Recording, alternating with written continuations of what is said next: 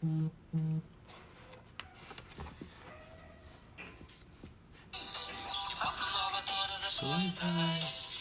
nova todas as coisas. Faço nova todas as coisas.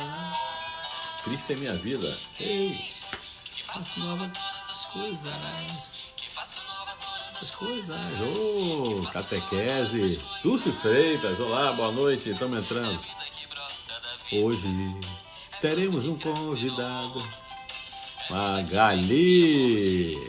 Boa noite, Valteci, boa noite. Carmen.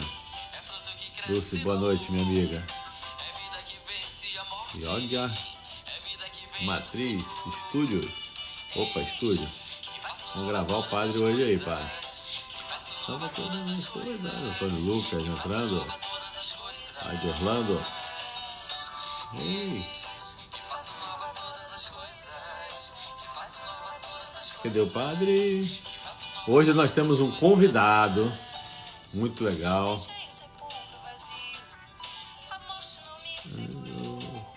Fernando entrando. Larissa São Paulo. Errado. Cadê o padre? Convidado, cadê o convidado? Eu tenho que saber fazer a apresentação melhor. Boa noite, boa noite. Marcos Mendes, padre, tá aqui. Gente, hoje nós vamos ter um convidado. Nosso convidado é um amigo que eu conheci ano passado, numa peregrinação, que mora lá em Fortaleza. Lá em Fortaleza ele é conhecido como Romário do Nordeste. Ele vai me matar. Romário do Nordeste. Ele chegou assim, aquele jeitinho que nem Romário, fez uma confusão, agitou muito e fez muito gol na peregrinação. Foi muito bom. O nome dele, né? Ele nasceu na Parnaíba, Piauí, casado com a igreja, onde tem muitos filhos espirituais, com certeza. É um sacerdote há 27 anos. Um xará. Padre Marcos Mendes de Oliveira. Vou entrar agora, padre, entrar o senhor aí puxando. Ei, que façam nova todas as coisas. Vamos lá, padre. Vamos ver se eu entro aqui com o senhor. O padre já entrou. Eu que não peguei o padre. Vamos aqui pegar o padre.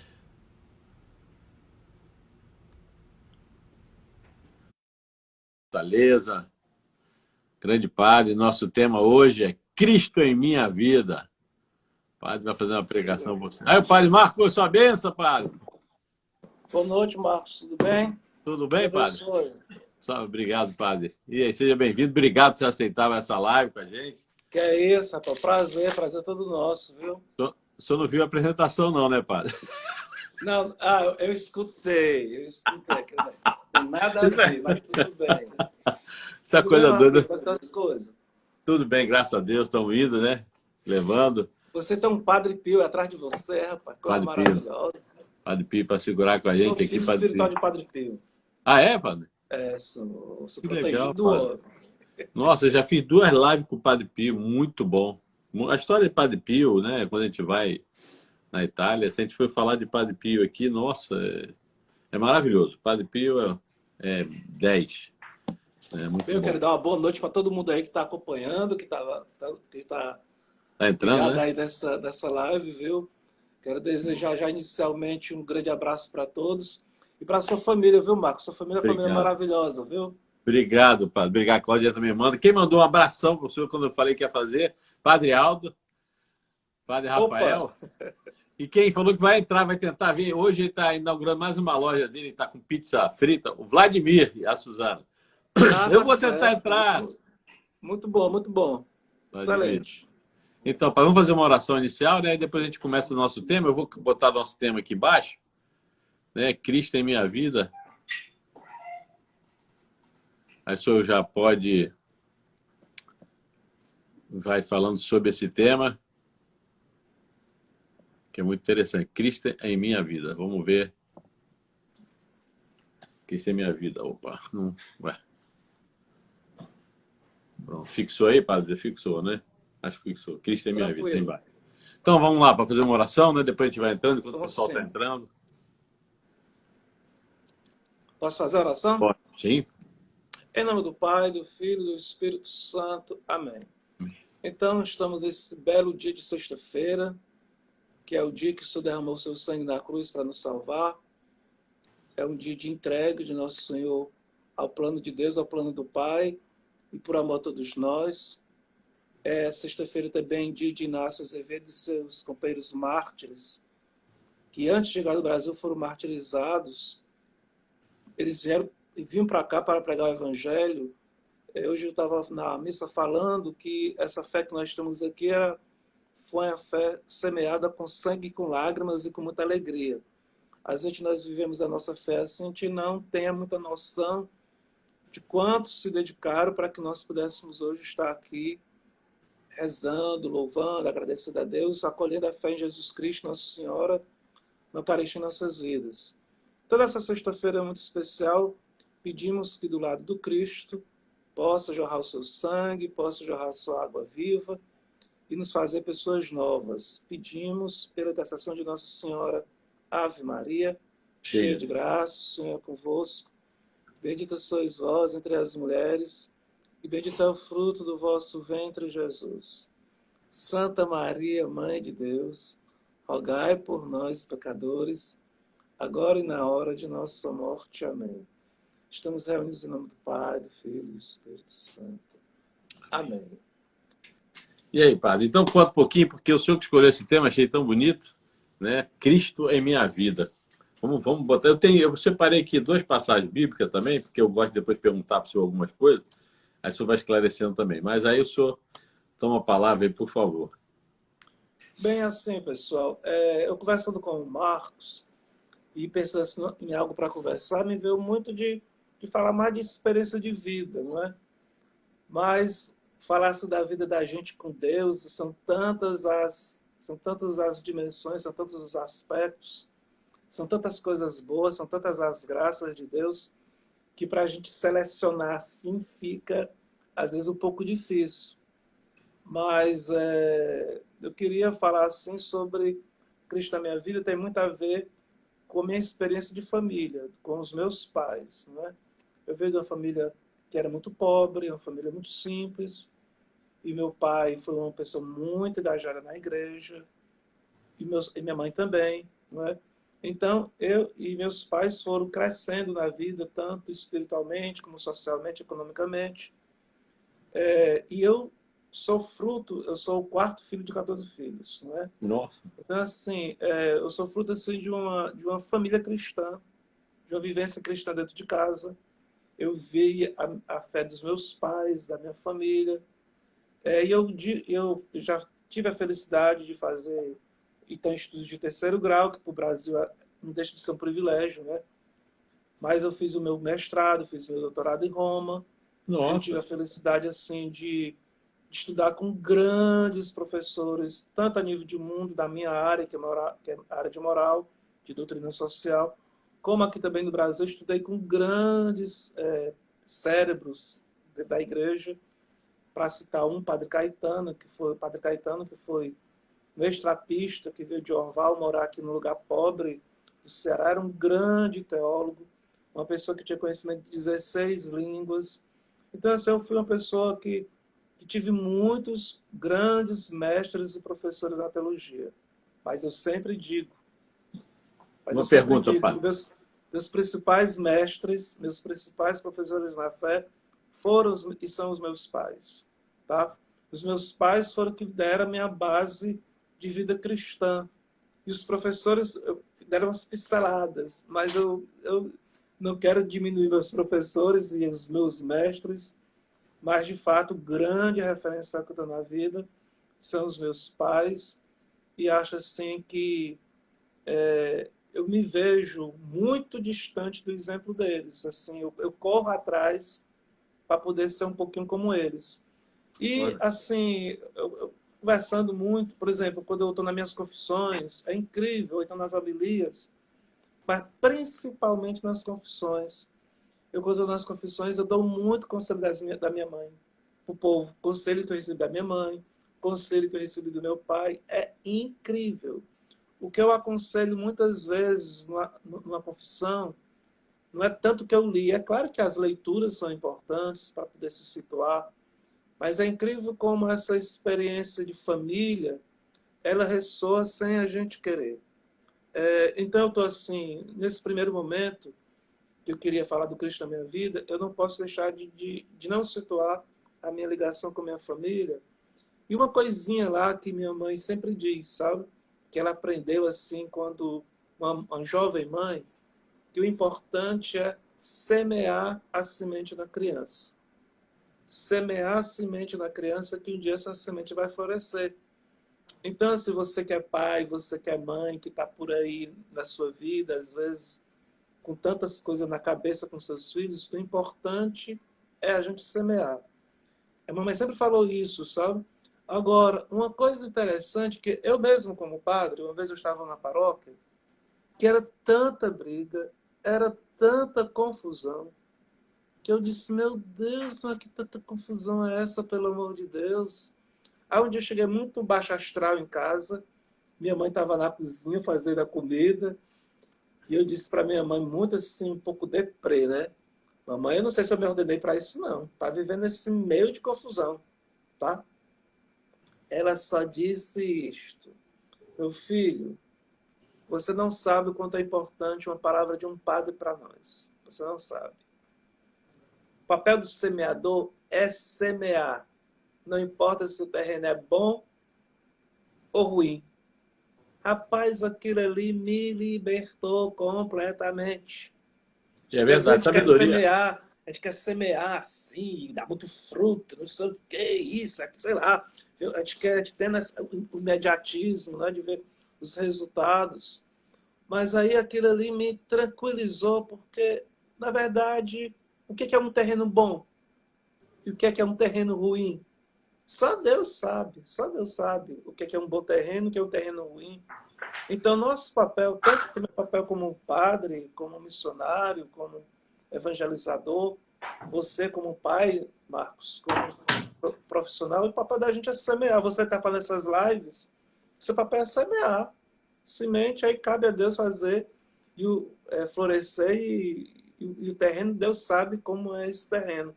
Outra coisa também, ó, eu estou falando aqui da minha mãe, tá vendo? Como eu começo a falar, eu já entrei na dinâmica da confissão. Minha mãe também diz uma coisa assim que eu acho impressionante. Ela dizia que quando ela era jovem, adolescente, escutou um padre falar na missa, ela não sabe quem é o padre, mas ele disse assim, e ela gravou, e eu guardei isso. Quando você é luz, você não sabe para quem você está brilhando, para quem você está refletindo. A sua luz você não sabe onde chega. Então, assim, mas é incrível, porque aquele padre que eu nem sei nem quem é, a luz dele chegou até a mim, e é assim na nossa vida, não é? Então, eu queria dizer, registrado no primeiro momento, que meus grandes mestres da vida foram os meus pais. E é muito feliz aquela família que os pais procuram viver a fé, né? Procuram viver o amor.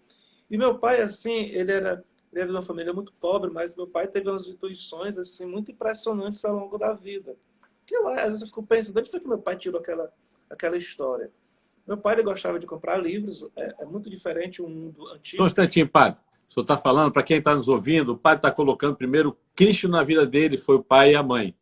Depois nós vamos entrar para vocês que estão aqui, a gente vai dar uma passagem, o padre vai dar uma passagem, e vai para vocês também. Essa dica, bonita esse testemunho do padre, a sabedoria vem para os humildes, né? O padre abriu falando que a mãe e o pai e deles eram bem humildes. Olha a sabedoria de uma mãe dessa, de um pai dessa. Bonito, padre. Mas já já a gente vai entrar aí com vocês. Vamos lá. Tá bom, então.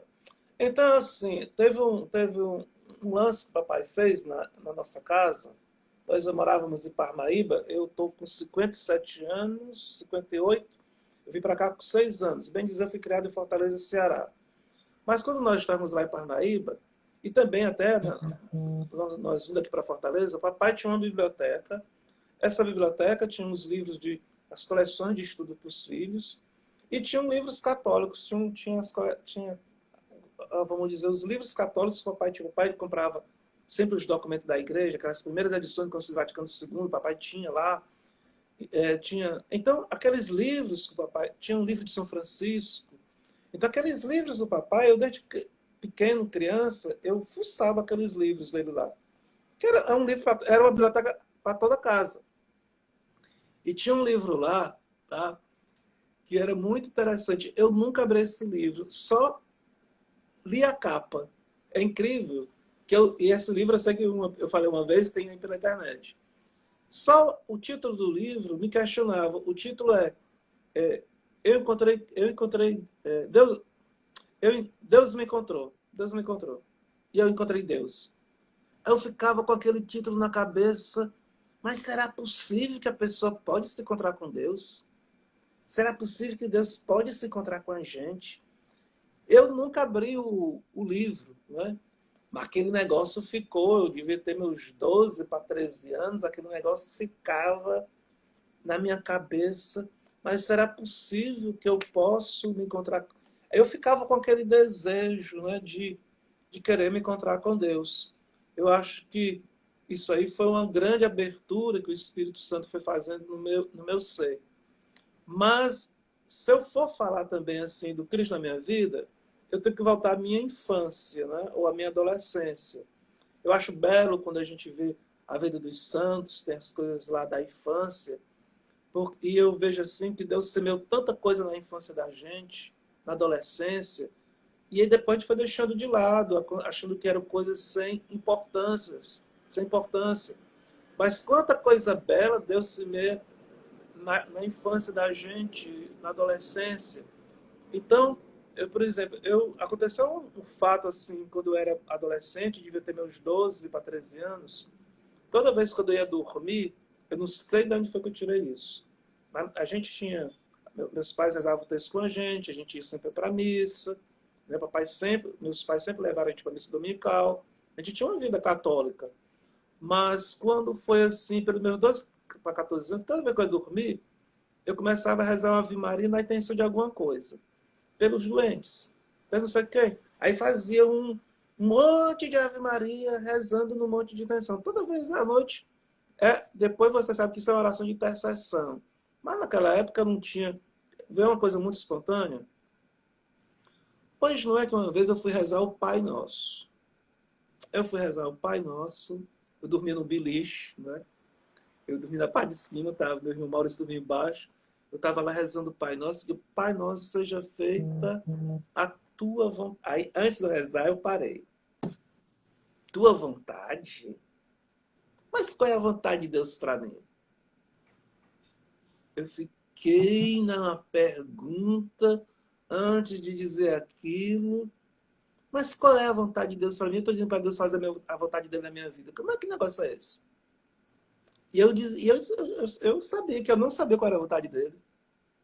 Mas me veio assim uma coisa muito intensa que eu devia dizer que seja feita a tua vontade, assim na terra como no céu. Foi duro dizer aquilo. Naquele dia, naquela noite lá, naquela minha oração, eu disse um sim à vontade de Deus, que eu tenho certeza que foi aquele sim que gerou toda uma consequência depois na minha vida. Porque eu não pensava ser padre, esse negócio de ser padre era longe, longe, longe. Isso aí foi uma coisa que... Calma, aí a gente vai chegar lá. Não sei, vamos esperar. Deixa eu fazer algumas perguntas aqui, padre. O senhor falou que o senhor veio de uma família humilde de 14 irmãos, não é isso? Exato. Os 14 irmãos iam com sua missa ou teve uma ovelha perdida? Quantos? Só o senhor que foi para o sacerdote, foi para a vida religiosa? Não, a minha família toda, ela toda uma família cristã, tá? Os meus pais eram muito engraçados, eles levavam todo mundo para missa. Eu me lembro, eu pequeno, com 6 anos, eu indo na areia na comunidade, a gente lá no Parnaíba, não havia calçamento, era areia, eu me lembro da areia, tá? Depois a gente ia para a missa, ficava aquela escadinha, porque eram 14 filhos, né? Ficava aquela escadinha no banco, mas papai e mamãe diziam que era impressionante. Nós chegávamos na igreja, nós não ficávamos correndo para lá e para cá. A gente tinha um diferencial que eu posso até dizer para você, de onde é que veio esse diferencial? Acho que era da educação mesmo dos meus pais, né? porque a gente ia para a missa, aquele monte de crianças, todo mundo ficava comportado no seu canto. E eu me lembro disso, todo mundo ficava no banco assistindo a missa. Podia talvez não entender às vezes o que o padre falava, né? Mas nós fomos educados sempre no mês de maio a orar, não é? A orar o Santo Terço. E também eu vi o meu pai, por exemplo, em grandes decisões da vida, meu pai pegava a gente e levava para a missa para oferecer aquela decisão. Por exemplo, tinha um problema com uma casa, uma coisa assim, um problema de financiamento. Ele levava a gente para a missa para rezar naquela intenção. A tal ponto que quando eu disse para o meu pai, para minha mãe, para minha família que eu queria ser padre, meu pai teve a iniciativa de acordar todo mundo um dia, marcar um horário, para a gente ir numa missa no centro da cidade, umas 6 horas, 6h30 da manhã, que eu me lembro, era na igreja do Carmo, que foi dia de Nossa Senhora ontem, não é? Foi na igreja de Nossa Senhora do Carmo. Nós fomos assistir a missa e meus pais foram me entregar a Deus na minha vocação. Então nós fomos criados muito nessa dinâmica, não é? Mas só foi o senhor? Não, de padres, graças a tá de bom tamanho, foi só eu, não é? E os outros são casados, têm suas famílias, têm solteiros ainda, né? Mas é isso. O senhor não é o mais novo, não, né? Eu sou o quarto. Eu sou o quarto de 14. Nossa Senhora. E que bonito. Como é que uma família humilde consegue, né, educar tão bem 14 filhos? Porque hoje em dia, né, a gente vê no mundo, a gente está agora já direcionando, falando para as pessoas que estão nos acompanhando. Primeiro, o padre está dando a dica aí do bom semeador, né? Isso aí é importante para vocês na família. Tá? Que a gente vê as pessoas falando, né, que eu vou ter tá bom, para ter uma qualidade de vida, 2 no máximo. Né? O senhor está aí, firme e forte, com 14 irmãos, com o pai e a mãe segurando. A graça, a providência de Deus, com certeza faz Com parte certeza, com da certeza. família. Deve ter sido muito bonito. Como é que eram as 14? E tem Quantos homens, quantas mulheres? São 8 homens e 5 mulheres. É melhor. Se fosse muitas mulheres. Faleceu, eram 9, né? Como é? É melhor menos mulher, que senão dá muita confusão. Mas cada mulher vale por 10, viu? Vale, nossa. Eu tenho uma filha que vale pelos 3 meninos. Não é mole, não.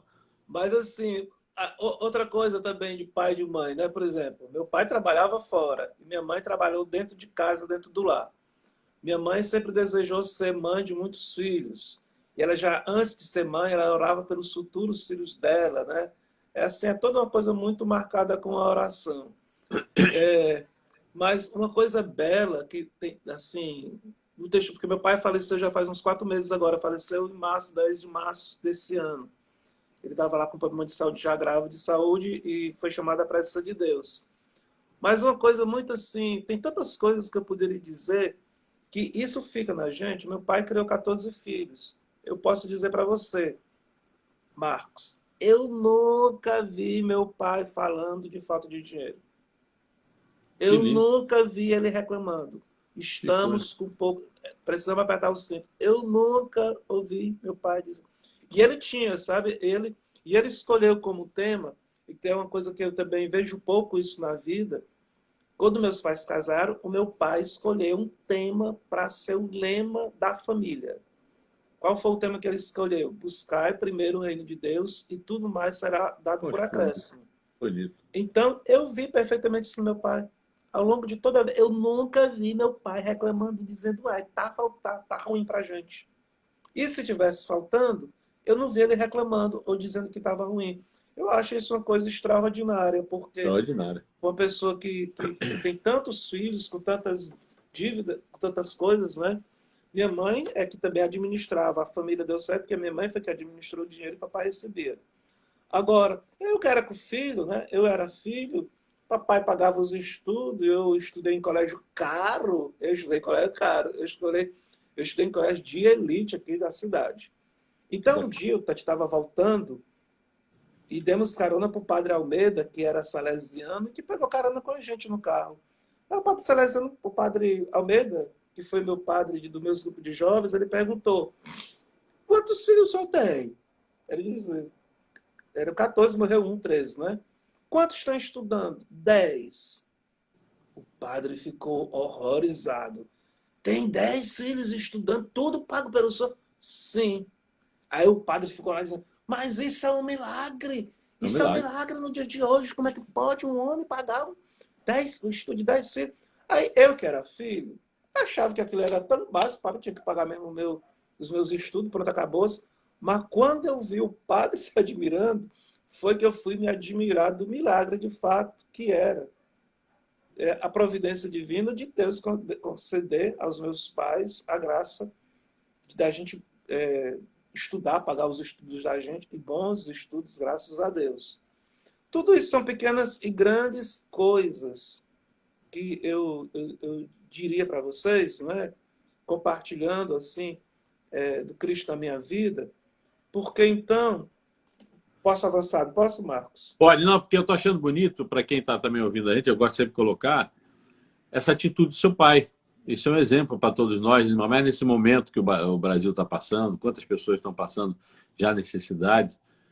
E eu tenho certeza que o senhor não percebeu, mas eu tenho certeza que várias e várias noites, eu tenho certeza que ele ajoelhou com sua mãe, né, pediu, acreditou na providência e foi indo, né? Muito bonita essa história. Isso é uma palavra assim de incentivo para nós, para quem está nos ouvindo, essa fé tão bonita. Muitas pessoas podem estar ouvindo, mas isso é louco. Esse aí também não é assim. Louco é naquele tempo, sempre assim, naquele tempo. Não, naquele tempo também tinha dificuldade.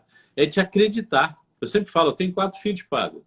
No primeiro filho estava bem difícil, comecei, no segundo, no terceiro, no quarto começou a melhorar. Filho é uma benção, eu sempre prego que filho é uma benção. E sempre estão do nosso lado, ajudando, nos apoiando, rezando. Né? E esse testemunho do senhor está sendo muito bom, com certeza, nesse momento, para muitas pessoas que estão nos ouvindo, que possam ouvir isso. E esse dilema do seu pai, né? Primeiro rei de Não, Deus. pois é, mas aí esse negócio da providência na casa, eu que sou o quarto e fui vendo muitas coisas na família, eu vi várias situações, tá? De providência mesmo. Às vezes, por exemplo, o dinheiro, sabia que o dinheiro estava pouco, estava uma situação de menos esperava, aparecia um dinheiro e uma grande soma de dinheiro de alguma parte que vinha para ajudar a família. Isso aconteceu repetidas vezes, tá? Repetidas vezes. A providência divina foi sempre acompanhando a minha família. Agora sim, a providência vem, mas não é porque a providência também vem que a pessoa não faça o seu trabalho, não Sim, faça a sua fazer a parte. parte, não tenha a sua administração, a sua responsabilidade. Não é? Controle. Assim, a mamãe na administração do dinheiro nunca foi uma pessoa assim para ficar de luxo com todo mundo, não, de maneira nenhuma. Era aquilo que era para Não, basicamente para ser, mas nós vivemos de uma forma digna, não é? isso é um, E padre, isso é um outro não é testemunho consumismo, bonito. não era uma A coisa de sua mãe consumismo. que administrava. Hoje, se falar assim, as mulheres estão vendo, marido, vai Não, deixar na mas mão das mulheres. Mas tem muita gente. eu converso muito isso com a mamãe, porque ela diz que quando ela começou, ela resolveu educar os filhos. Eu fui educado como mãe dentro de casa, não é? Então ela resolveu ser uma pessoa, trabalhar dentro de casa, cuidar dos filhos. Tinha muitos filhos, não é? Então ela disse assim que quando ela ia apresentar às vezes a carteira dela, algum local de trabalho que precisava identidade, e dizia, você trabalha com o quê? Ela dizia, prendas do lar. Aí ela dizia que as outras mulheres morriam de vergonha de dizer que faz o prendas do lar. Ela disse que sempre teve orgulho, porque aquele trabalho dela, que ela educava os filhos, papá, ela disse que sempre, ela nunca se sentiu inferiorizada porque não tinha um outro tipo de trabalho. Aquilo para ela foi uma coisa, era uma opção de vida dela e era uma coisa importante. Eu acho isso também fantástico, porque nós temos diversos problemas que também ainda hoje tem muitas mulheres que trabalham só dentro de casa. Às vezes as pessoas desvalorizam. Mas tem a sua importância, tem o seu valor, tem a sua beleza. Não é? Quem está agora nesse confinamento viu que como é duro cuidar de casa, que às vezes pensava que cuidar de casa era coisa fácil. Não é? Então, assim, estou aqui falando ainda dos primórdios da questão da minha vida de fé, do Cristo da minha vida, que foi semeado pelos meus pais, pelos meus avós, não é? É uma coisa que vem na família. É Padre, isso. estão entrando aqui, eu vou fazer algumas perguntas. Estão perguntando, seu pai trabalhava em quê? Meu pai, ele, no começo, ele começou a trabalhar no SESC. Depois do SESC, quando ele era jovem, assim, lá pelos anos 58, ele foi... Primeiro, papai era muito pobre, não é? Mas, assim, soube até algumas coisas agora dele com a morte do papai. Mas, assim, ele era muito pobre, mas ele foi ganhando sempre bolsa de estudos ao longo da vida dele, até o término do que nós diríamos hoje, o ensino fundamental. E quando ele terminou o ensino fundamental, ele conseguiu um emprego no SESC. Do SESC houve um primeiro concurso para o Banco do Nordeste. Ele passou em 4º lugar, uma coisa assim, e pôde fazer a opção de ficar na cidade que ele quisesse. E ele optou pela cidade que ele morava, que era Parnaíba. Depois que o chefe dele, um chefe, o convidou para vir para Fortaleza. Mas ele foi do Banco do Nordeste, trabalhou em vários setores do banco e terminou a vida dele como auditor. Mas ele sempre foi muito agraciado, porque o auditor tem que ficar viajando, né? Mas como meu pai era esperto em português, o chefe dele da auditoria queria ele sempre no setor para poder corrigir os textos. Então, ele foi uma espécie de auditor que, depois de muitas viagens, teve a graça de se estabilizar sem precisar viajar. Então, meu pai foi auditor do Banco do Nordeste. Era esse o trabalho dele. E essa administração toda, padre, com certeza, né, a vida, eu sei, conheço, me lidou com muitos padres, a vida de um sacerdote, a vida de um padre na igreja, nossa, não é fácil. Com certeza, o senhor deve rezar muito a intercessão. Qual o nome do seu pai, desculpa? Felipe Santos de Oliveira. Felipe, Santo Felipe. Felipe Santos. Com certeza o senhor pede discernimento, né? Se ele estiver lá no céu, com certeza está intercedendo. Eu sempre peço também para meu pai, que já morreu, intercessão quando eu estou precisando, para ele me ajudar, dar sabedoria. O senhor, como sacerdote, deve estar muito, assim, teve um aprendizado muito grande com o pai e com a mãe, com certeza. Ou não? É fácil o sacerdote? Não, olha, toda vocação tem as suas pétalas de rosa e tem seus espinhos, né? A gente não pode considerar, achar que, por exemplo, o matrimônio. O matrimônio, é claro que a pessoa que se casa só pensa na coisa boa que o matrimônio pode oferecer. Mas quantas dificuldades também, quantas cruzes tem acompanhando o matrimônio. Que a pessoa precisa saber abraçar a cruz também, que aparece o matrimônio. Por exemplo, vou citar uma coisa muito simples. Todo mundo que talvez case, que queira ter filhos, pensa sempre um filho com saúde, não é? De repente vê um filho que não tem saúde, não é? Vê um filho excepcional. Isso é uma cruz grande que o casal tem que carregar. Mas em tudo, no sofrimento vai tendo sentido. Porque, por exemplo, pegamos aqui uma questão de um filho excepcional. Eu tive um irmão que morreu. Meu irmão que morreu, ele foi um problema excepcional. Ele teve crescimento de cabeça, aquilo ali foi um sofrimento terrível. Ele morreu antes de fazer 3 anos, em 76, meu irmão Fernando. Mas não era porque ele era excepcional, que ele não fosse amado, que ele não fosse muito amado, né? E que a gente não pudesse ter uma experiência profunda, humana e de amor com o irmão e com o filho que não tenha uma saúde como os outros tenham. Então, assim, às vezes no matrimônio você só pensa coisa boa, mas às vezes o script pode não vir como você esperava. Com certeza. Na vida também do padre, a gente pensa muita coisa boa, claro. Mas tem as cruzes, tem os espinhos. Mas nos concentremos nas coisas boas. Boas, isso. Padre, deixa eu fazer outra pergunta interessante, né? As pessoas estão também, muitas pessoas estão nos ouvindo. O padre Marcos, acho que foi ano passado, esse ano vai recebeu o Pedro Siqueira, que viajou com a gente. O senhor foi na peregrinação com o Pedro. Ele realmente é um semeador, né? O Pedro é uma pessoa para onde ele vai, no terço, ele sempre tem Acabou de fazer uma live aí, estava fazendo uma live também, não era? O Padre João, né? Era. Com o diretor espiritual dele. Estava há pouco tempo aí, não sei se já terminou. Estava fazendo uma live hoje aí também. Então, o senhor recebeu o Pedro aí, com certeza. O que o senhor achou da acolhida? Porque o semeador onde passa, depois a gente vai pegar essa passagem que é bonita, vai ficar essa passagem aí, o senhor colocou muito bonito, semeador. Onde o semeador passa, que nem o senhor falou, você joga semente. Ele não vai cuidar, Deus pede na passagem, ele fala que nós só nos preocupamos em jogar semente. Ali cada um, né, em cada terra, cada lugar, vai seguindo seu caminho, né, vai abrindo seu coração ou não. O que o senhor achou toda vez que o Pedro já teve, acho que 1 ou 2 vezes aí? Não 2 foi? vezes. 2 vezes. onde ele passa, realmente a gente vê que as pessoas ficam tocadas. Mas o senhor achou o quê? Que as pessoas realmente... Essa experiência, estou falando de experiência porque o senhor viajou com a gente. O Vladimir está mandando um abraço aí para o senhor, Vladimir Milímetro, seu Abraço, parceiro. Vladimir. É. Abraço. Então, o Pedro então passou. O que o senhor me fala, como um sacerdote, que tem muitos semeadores? Não estou dando exemplo do Pedro, que viajou com o senhor, que já esteve sempre aí. Nós temos hoje na nossa igreja, graças a Deus, muitos leigos e muitos sacerdotes, né, que estão realmente preocupados, né, na semear. Que nem o senhor falou, semear é o mais importante. Né? O que o senhor acha dessa experiência do Pedro, das 2 vezes que o senhor teve aí com ele no texto? Bem, assim, o Pedro eu considero uma figura bastante especial. Tenho muito carinho, atenção pelo Pedro, respeito e consideração. Quando ele veio aqui, eu disse, Pedro, você é aqui para nós, eu disse publicamente, para nós é como se fosse o Padre Pio nos visitando aqui em Fortaleza. Mas, por exemplo, o Pedro, eu tive contato assim pela mídia do Pedro em 2012, o Pedro Siqueira, não é? Para quem não, acho que a maioria de vocês deve saber.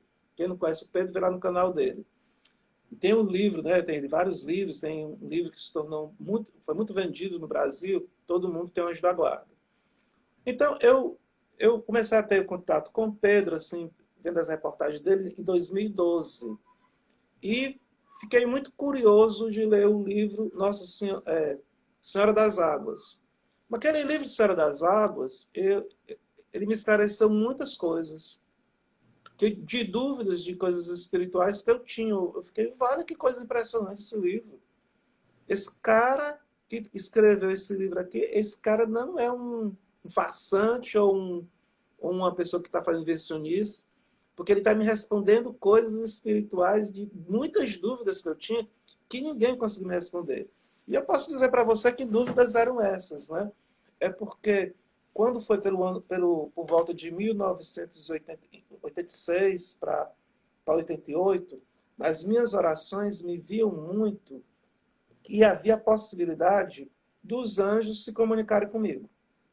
E eu estava naquela oração, nas minhas orações, aquele negócio, e eu senti que São Rafael, Miguel, Gabriel, Quiril faz uma interlocução comigo. Eu disse, não, esse negócio... Aí eu comecei a achar, esse negócio está estranho.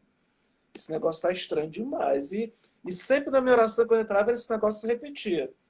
Aí eu resolvi escrever para o Padre Jonas, que admiro muito o Padre Jonas, quero muito bem o Padre Jonas, acho o trabalho do Padre Jonas Canção Nova uma bênção para o Brasil, para o mundo inteiro. O Padre Jonas andava muito aqui por Fortaleza, e eu escrevi uma carta para o Padre Jonas pedindo um pouco de orientação sobre isso, porque nas minhas orações estavam vindo essas provocações. Aí eu me lembro que o Padre Jonas respondeu com toda atenção, com todo carinho, mas ele respondeu assim, com o pé muito atrás, né? Sim, é possível, é bom ter cuidado, não sei o que lá. Depois daquelas recomendações do Padre Jonas, eu resolvi deixar aquele negócio de lado, não dar atenção e deixar, vamos dizer, em stand-by, não é? Deixar de lado. Isso foi por volta de 86, só em 2012. Que eu lendo os livros do Pedro Siqueira, ele fala das experiências dele com anjos, aquelas coisas que me vinham nas orações, está aqui a resposta concreta daquelas dúvidas que eu tinha. Então, eu tive muitas respostas naquele livro do Pedro. Aí fiquei mais interessado, pelo Pedro Siqueira, mais interessado. E nós fomos rezando, pedindo a possibilidade do Pedro vir para a nossa comunidade. Mas o Pedro é um pregador diferente, não é, gente? Quem conhece o Pedro é uma pessoa que é um vidente, é uma pessoa que vê os anjos, vê Nossa Senhora. Isso não é contrário ao que tem na palavra de Deus. O profeta no Antigo Testamento era um Nabi. Quem era o Nabi? Nabi era o cara que era o vidente, era o cara que tinha sonhos e visões. Então nós temos uma Bíblia toda cheia de Nabi, de vidente. Nós, é claro, temos grandes videntes, como são os pastores de Fátima, como temos também Medjugorje, que eu acompanho, e acredito em Medjugorje, como nós temos Bernadette, tudo eram videntes. A Bíblia, para mim, o que eu acho lindo é Monte Carmelo. Nossa, aquela passagem no Monte Carmelo, aquela briga, né? De Monte Carmelo, ali, né, ele deixou tudo, ele falou, deixa rolar, né? É lindo. O Elias é uma figura especial, porque eu tenho falado muito na missa nesses dias do Elias, porque na liturgia desse ano, é mais dedicado aos profetas. No próximo ano, que é o ano ímpar, é mais dedicado ao Gênesis e a Moisés. Então, nós estamos aqui muito situados nesse ano a Elias. E Elias é o pai dos profetas, não é? É uma figura muito importante. Mas, então, assim, o, o, o, o Pedro é um vidente. Agora, é claro que tem muita gente vendo por aí, vendo isso, vendo aquilo, vendo não sei o quê. E, às vezes, você pode cair numa enrolada de pessoas que ficam dizendo que fica vendo alguma coisa e não está vendo nada. Ou então fica com sugestão. Mas eu tive, assim, da minha parte, como pessoa, como padre, como cristão, como católico, que aquilo que era a experiência do Pedro era uma experiência verdadeira. Não é? São Depois os eu frutos. tive... depois também eu recebi uma palavra do Pedro numa coisa gravada, tá? Num vídeo gravado dele em Goiânia, no texto de São Rafael. Ele disse uma palavra que era para o padre de lá, que é Marcos, mas essa palavra foi para mim, que eu estava dentro do problema que ele estava falando. Eu disse assim, impressionante isso aqui que o Pedro está falando. Então, eu fui cada vez mais dando credibilidade ao Pedro, e nós tivemos a felicidade de recebê-lo aqui, não é? Com os trâmites normais que é para ser feito, com a permissão do bispo e tudo mais. Então, ele veio para cá, e é impressionante. Pedro já tinha vindo aqui em Fortaleza para autógrafos, coisas assim. Não tinha vindo para rezar um texto, não é? Eu não tinha, eu me encontrei com ele rapidamente, que eu fui no texto dele em Natal. Mas foi uma coisa muito rápida, na sacristia, não é? Então, quando ele veio, eu tenho certeza que ele não sabia o que é que podia esperá-lo, né? dentro daquela vinda. E logo na primeira vez que ele veio, deu umas 4.000 pessoas. Que a propaganda foi feita só por WhatsApp, por mídia. Tá? E logo da primeira vez, nós fizemos a nossa igreja, uma igreja muito pequena, uma igreja de periferia. Nós temos um espaço de praça na frente. O encontro foi aberto.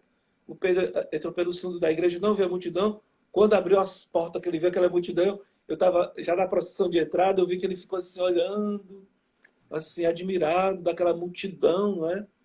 Que ele, para que ele tinha, vamos dizer, se disposto a visitar. Foi essa na primeira vez, na segunda vez. E houve uma receptividade muito grande das pessoas. O que eu percebo é como a experiência do Pedro é uma experiência mística, profunda.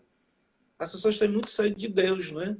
Muito. E quando as pessoas identificam que uma coisa é verdadeira, naturalmente as coisas acontecem, porque não tem explicação. Uma pessoa que não... 4.000 pessoas logo da primeira vez, não é? 4. Então foram lá na paróquia mesmo, que o bairro da gente, de vez em quando tem uns altos e baixos da questão de violência, as pessoas do bairro me disseram, padre, depois que aquele rapaz veio aqui, nós tivemos uma semana inteira assim no bairro de total paz. Foi um negócio impressionante. Isso são os frutos. As próprias pessoas, não é, vão dizendo, vão constatando que tem uma graça particular.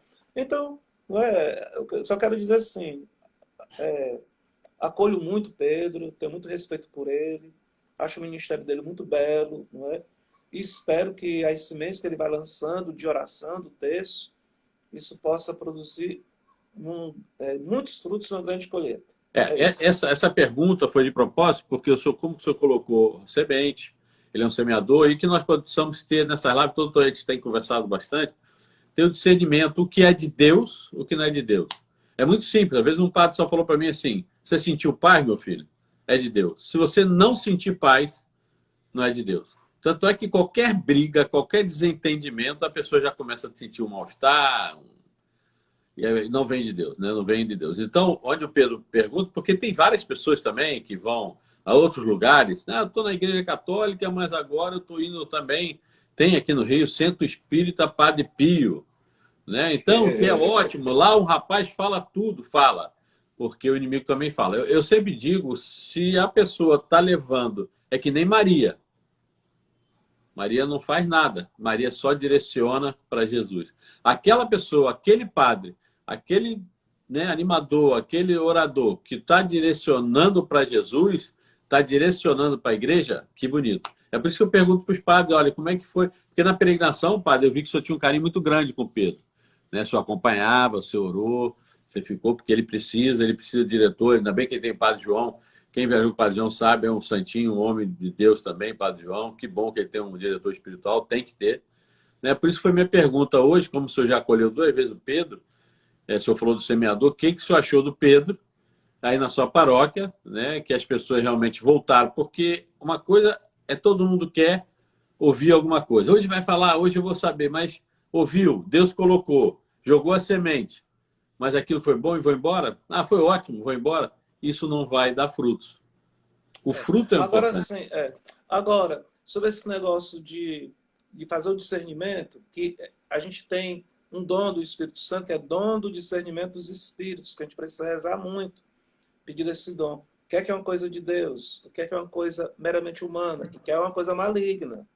Também tem a tentação. O que é uma coisa que às vezes faz a confusão. O mal, ele age muito mentalmente. Às vezes, na nossa maneira de ser, de agir, nós pensamos, às vezes, que é coisa muito boa, mas a gente tem que botar no discernimento para saber que aquele é do Espírito Santo. Você falou muito bem. Gálatas 5 fala sobre os frutos do Espírito Santo. A paz, a alegria, a longanimidade. Se as coisas nos provocam os frutos do Espírito Santo, isso vem de Deus. Mas também a gente pode discernir, como o próprio profeta Jeremias dizia. Eu gosto muito do profeta Jeremias. O profeta Jeremias, ele enfrentava falsos profetas, né? Ele dizia uma coisa que o povo não gostava, o falso profeta veio dizer uma coisa porque o povo gostava.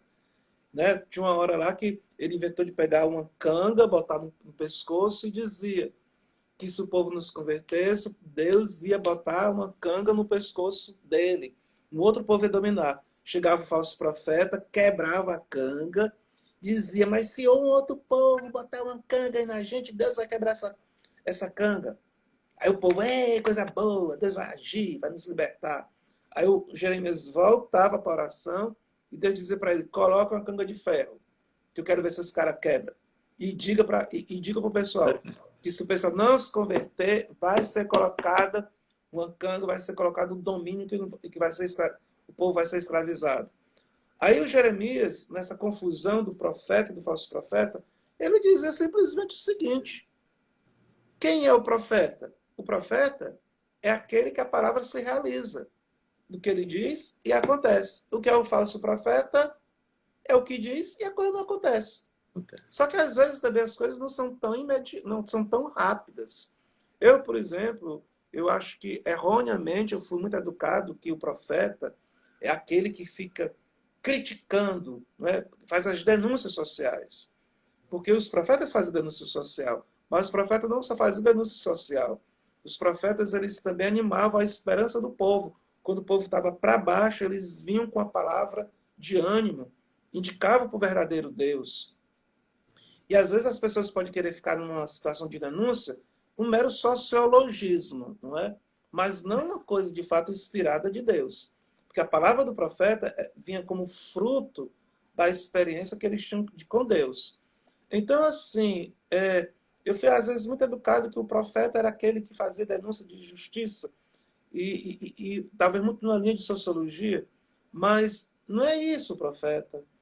O profeta é aquele que tem a inspiração de Deus, e Deus se comunica assim com as pessoas. Deus fala no coração. Porque se a pessoa tiver a vida de oração, Deus não é uma coisa abstrata, Deus não é uma ideia, é uma experiência concreta dentro da nossa vida. E às vezes eu vejo assim o pessoal, na renovação carismática, o pessoal fala muito isso, né? Ah, Deus me disse, Deus me falou. Às vezes pode ficar até um pouco, não sei, assim, parece banal, mas de fato Deus fala no coração. Fala. Deus fala no coração. Se você tiver sinceridade, também não é toda hora que também vai ficar falando, não é? Voltemos aqui para minha mãe. Voltemos aqui para minha mãe, tá? Minha mãe, profeta.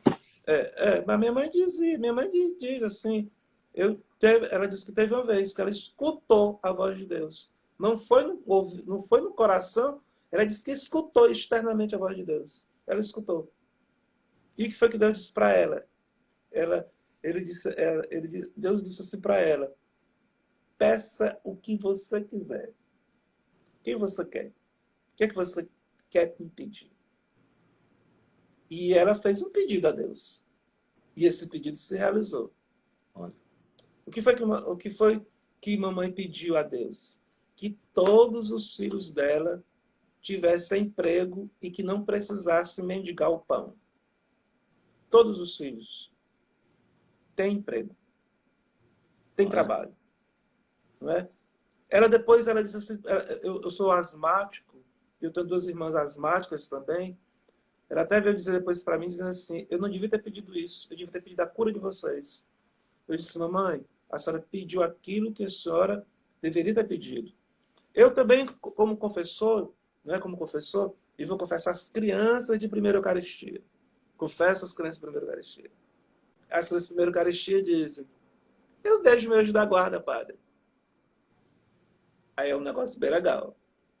Tem crianças que dizem, padre, eu escuto a voz de Deus. Quando eu digo, benção, papai do céu, eu escuto Deus me respondendo. Eu escuto mesmo, padre. Você acredita? Eu disse, acredito sim. Então nós vivemos num mundo que achamos que Deus vive lá do outro lado, só um negócio assim, muito, não sei como, não é? Só uma ideia, que as pessoas não têm uma experiência com Deus. Então, assim, eu tenho a experiência, tá?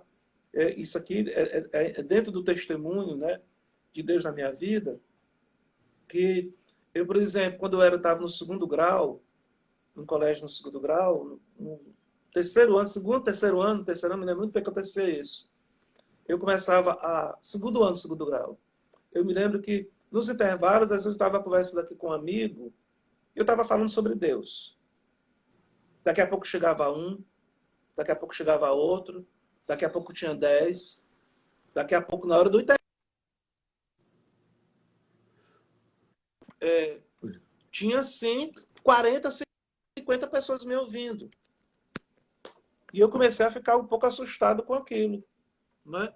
Eu comecei a ficar um pouco assustado com aquilo, porque... Só um instante. Deixa eu ver se eu resolvo aqui. Tá bom, padre. A bateria bate. Aí, tá bom.